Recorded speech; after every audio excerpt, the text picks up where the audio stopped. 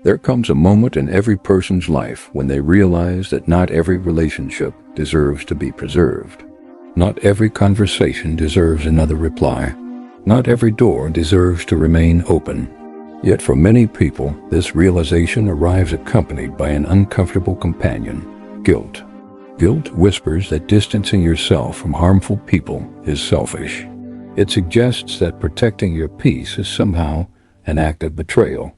It convinces you that enduring disrespect is a virtue and that sacrificing your well-being is proof of loyalty. Because of this, countless individuals remain trapped in relationships that drain them, environments that poison their minds, and cycles that slowly erode their character. The Stoics saw this problem long before modern psychology gave it a name. They understood that one of the greatest threats to a person's inner peace is not merely external hardship, but the influence of people who constantly pull the mind away from reason and toward emotional chaos. They recognized that a person cannot build a strong character while remaining permanently attached to influences that undermine it. The question is not whether toxic people exist. They always have. The question is whether you possess the wisdom to walk away without carrying unnecessary guilt. To understand this, we must begin with one of the most important principles in Stoicism, the dichotomy of control. According to the Stoics, life becomes simpler when we separate what belongs to us from what does not. Our judgments belong to us. Our choices belong to us. Our actions belong to us. But the opinions of others, their behavior, their expectations, and their emotional reactions do not belong to us. This distinction appears simple, yet most people spend their lives violating it.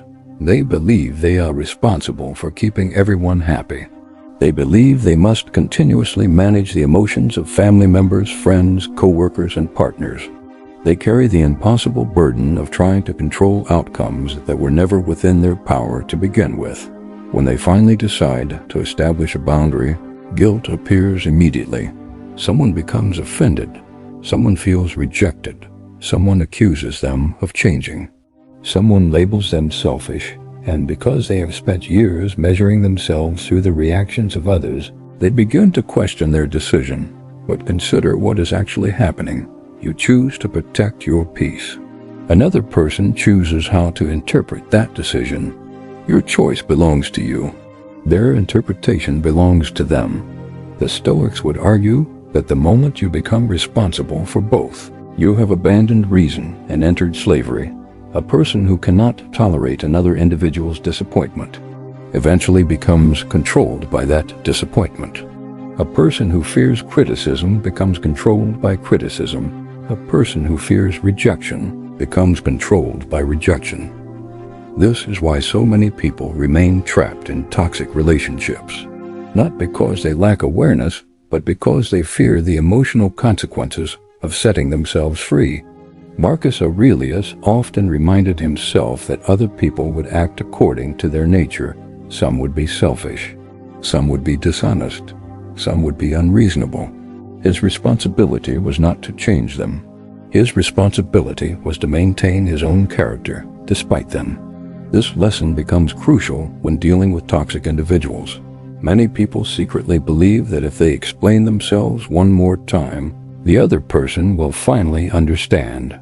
They imagine that a perfect conversation exists somewhere in the future, a conversation capable of transforming manipulation into understanding, disrespect into appreciation, and selfishness into accountability.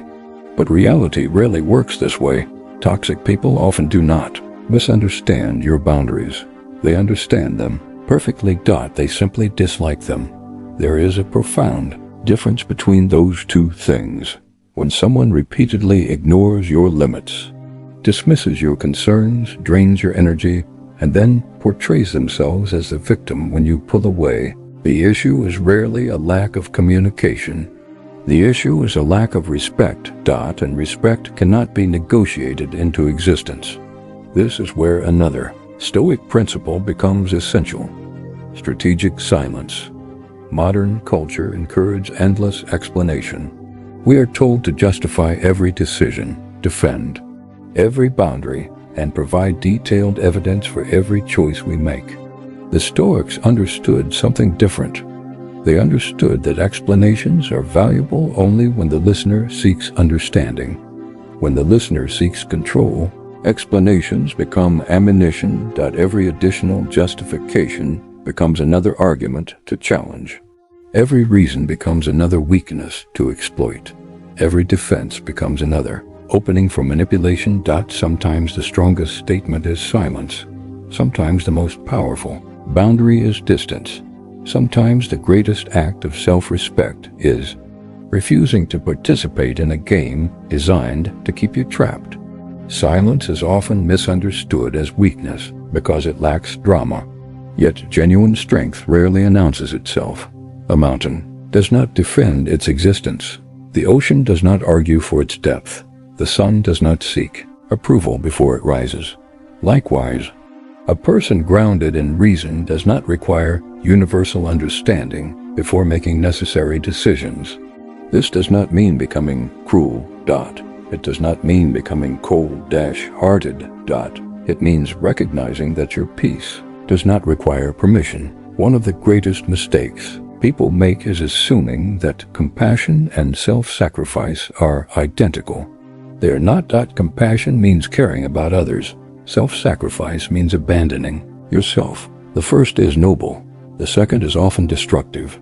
The Stoics believe that your primary responsibility is the cultivation of your own character. This responsibility is not selfish because your ability to contribute positively to the world depends upon it. Imagine a garden. If weeds are allowed to spread unchecked, eventually they consume the nutrients needed for healthy growth. The gardener who removes the weeds is not acting out of hatred. The gardener is acting out of wisdom.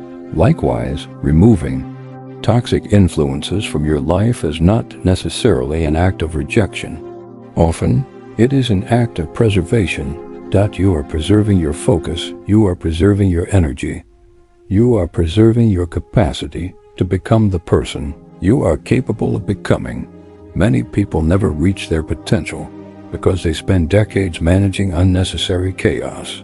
They become exhausted not by meaningful challenges, but by constant emotional turbulence. Every week brings a new conflict. Every month brings a new crisis.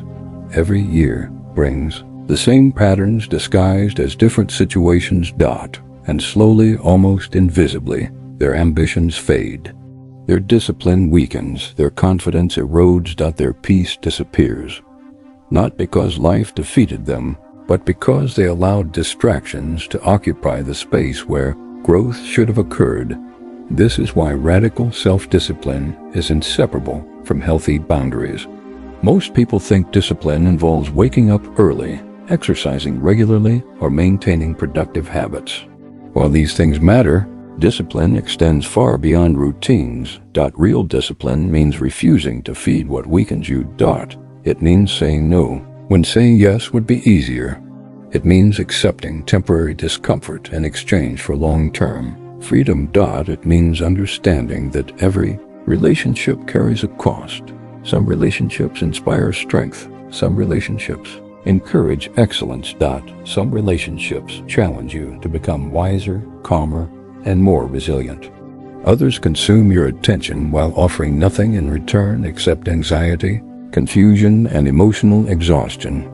A disciplined person learns to distinguish between the two. This requires courage because letting go is often harder than holding on.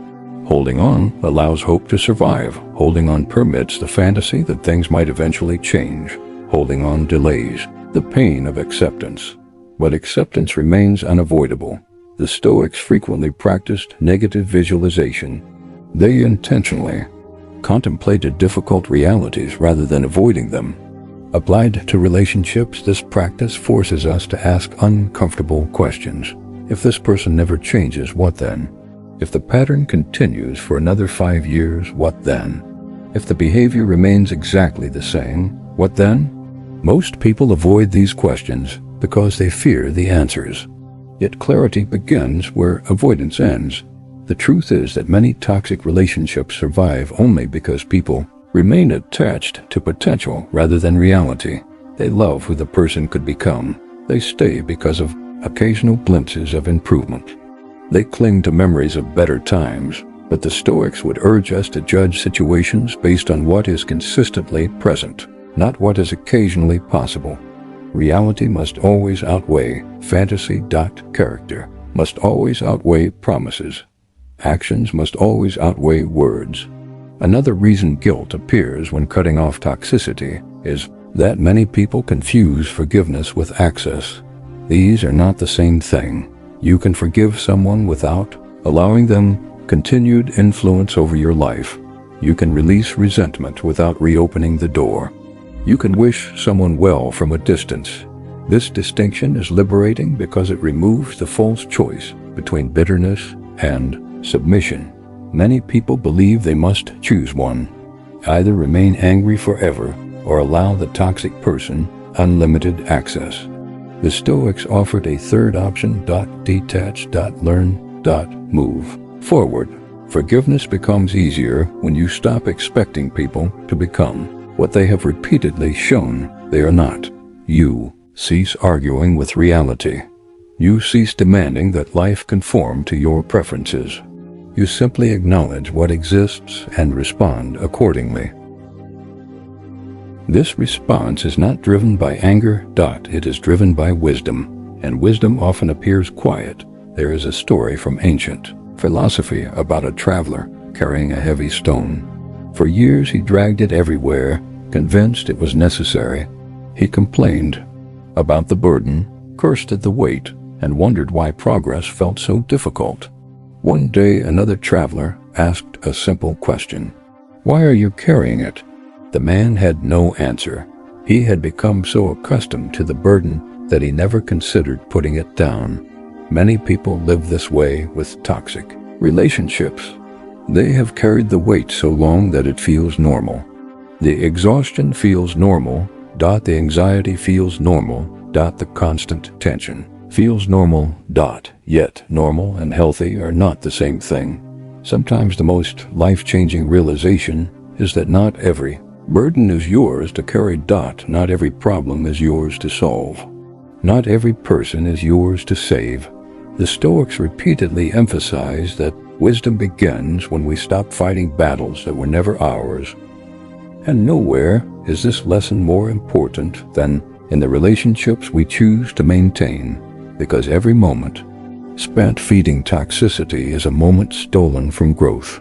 Every ounce of energy spent managing manipulation is energy unavailable for purpose. Every unnecessary conflict consumes attention that could have been invested in building a stronger mind, a stronger character, and a stronger future. The greatest tragedy is not losing toxic people. The greatest tragedy is losing years of your life trying to keep them. When you finally understand this, guilt begins to lose its power. You realize that protecting your peace is not selfish. You realize that boundaries are not punishments. You realize that distance is not cruelty. You realize that self-respect sometimes requires separation. And most importantly, you realize that your life becomes infinitely lighter the moment you stop apologizing for choosing peace over chaos. There is another truth that few people are willing to confront. Not everyone who enters your life deserves permanent residence within it. Many of us grow up believing that longevity automatically creates value. We assume that because someone has known us for years, we owe them unlimited access. We assume that history itself is evidence of worthiness. Yet Stoicism challenges this assumption with brutal clarity. Time does not transform a destructive relationship into a healthy one. Years do not convert manipulation into love. Familiarity does not convert disrespect into loyalty. A poisonous tree does not become nourishing simply because it has stood in the same place for decades. The Stoics measured people not by sentimentality, but by character. They understood that character reveals itself through repeated actions, especially when circumstances become difficult. Anyone can appear supportive when life is easy. Anyone can appear loyal when there is nothing to lose. Anyone can appear kind when kindness costs nothing. The true test arrives during adversity. Who respects your boundaries when they are inconvenienced by them? Who celebrates your growth when your success surpasses theirs? Who remains honest when deception would benefit them? Who demonstrates consistency when circumstances change? These questions expose reality, and reality is often uncomfortable. Many people discover that some of the individuals closest to them are not committed to their growth. They are committed to maintaining familiarity. They do not necessarily want what is best for you.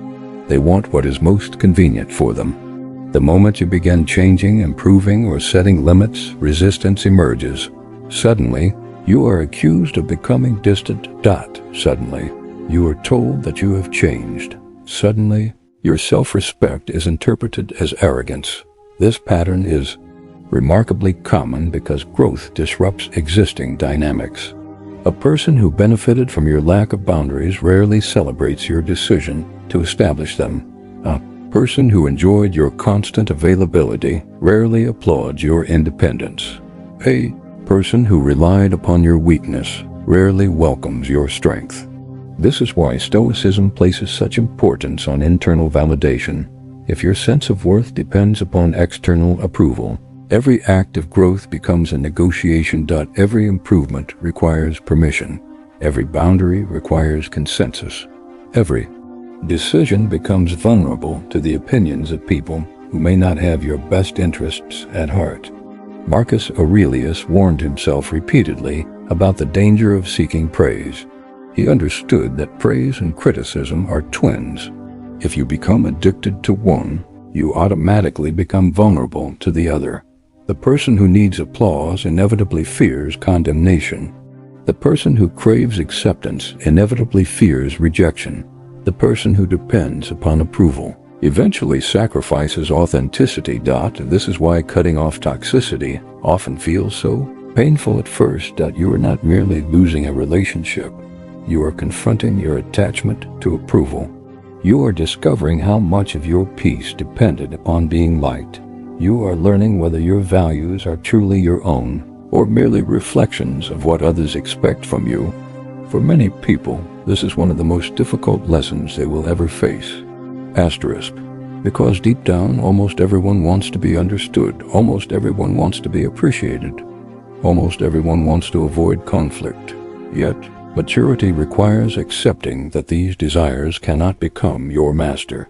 You must become willing to be misunderstood in service of what is right.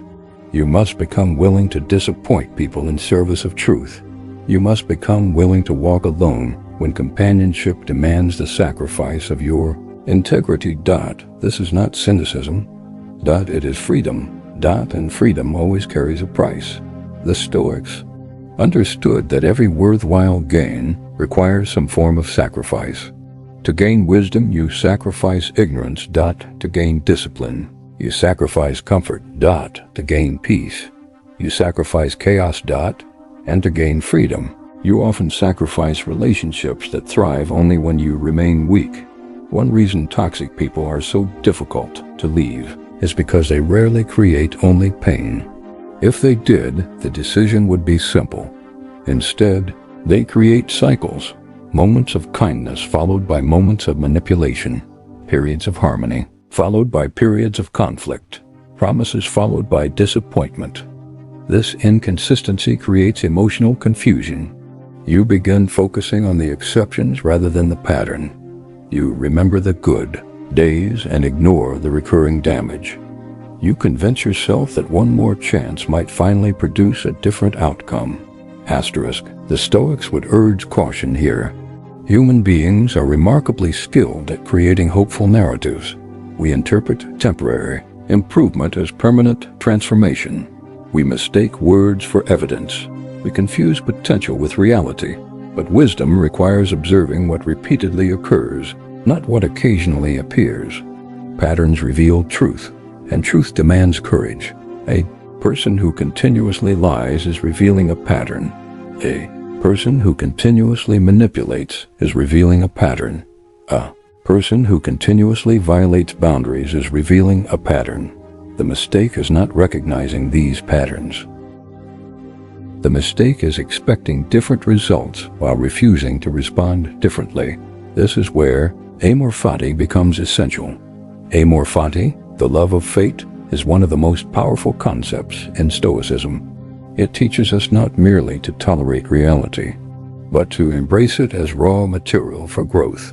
Most people interpret painful relationships as evidence that life has treated them unfairly. The Stoics would ask a different question. What can this experience teach you? What weakness has it exposed? What lesson does it contain? What strength can emerge because of it? The objective is not to glorify suffering. The objective is to transform suffering into wisdom. Perhaps the toxic relationship taught you the importance of boundaries. Perhaps it revealed your tendency to seek validation. Perhaps it exposed fears you did not know existed. Perhaps it forced you to develop resilience that comfort never could have produced. When viewed through this lens, even painful experiences become valuable, not because they were pleasant, not because they were deserved, but because they became teachers. The obstacle becomes the path. The wound becomes instruction. The difficulty becomes preparation. This perspective removes the victim mentality that traps so many people. Victims remain psychologically attached to the source of their suffering. They replay old conversations. They imagine alternate outcomes. They seek endless explanations. They remain emotionally imprisoned by events that have already passed. The Stoics sought something different. They sought liberation. Liberation begins when you stop asking why something happened and start asking what you will do with it. That shift changes everything. Suddenly, the focus returns to your choices. Suddenly, your energy returns to your control. Suddenly, your future becomes more important than your past. And that is where true healing begins. Healing is often misunderstood. Many imagine healing as a state where painful memories disappear completely, but the Stoics recognized a deeper form of healing. Real healing occurs when the memory no longer controls your behavior. The event may remain, the lesson may remain, the scar may remain, but the power it once held over your decisions disappears. You become capable of moving forward without bitterness. Capable of remembering without resentment. Capable of learning without becoming hardened. This balance is rare because many people swing between extremes. Some become perpetual victims. Others become emotionally closed. Some trust everyone. Others trust no one. Wisdom exists between these extremes. You remain open, but not naive. You remain kind, but not exploitable. You remain compassionate, but not self-destructive. This equilibrium is one of the highest achievements of Stoic practice. And it becomes possible only when guilt no longer dictates your decisions. Imagine standing at the edge of a forest carrying a backpack filled with stones. Every toxic relationship, every unresolved resentment, every unnecessary obligation has added another stone. For years you convince yourself that carrying them is noble. For years you mistake burden for virtue. For years you believe exhaustion is evidence of loyalty. Then one day you begin setting the backpack down. One stone at a time. A boundary here, a difficult conversation there, a decision to walk away from manipulation, a refusal to engage in needless conflict, a commitment to protecting your peace. At first, the process feels uncomfortable. The weight has been familiar for so long that lightness feels strange, but eventually something remarkable happens. You begin to move differently. You think more clearly. You sleep more peacefully. You focus more deeply. You rediscover parts of yourself that had been buried beneath years of emotional clutter. And perhaps for the first time, you realize how much energy was being consumed simply surviving relationships that should have ended long ago. This realization is not a reason for regret. It is a reason for gratitude. Because awareness creates opportunity. The years behind you may be gone, but the years ahead remain unwritten. The Stoics constantly reminded themselves of mortality for this very reason. Life is finite. Time is limited. Every day spent in unnecessary misery is a day that can never be reclaimed. When viewed through this perspective, protecting your peace becomes an act of responsibility. You stop treating your attention as an unlimited resource. You stop giving your energy away carelessly. You stop allowing guilt to override wisdom. Instead, you begin asking a simple question whenever a relationship demands your presence. Does this contribute to the cultivation of virtue, wisdom, and peace?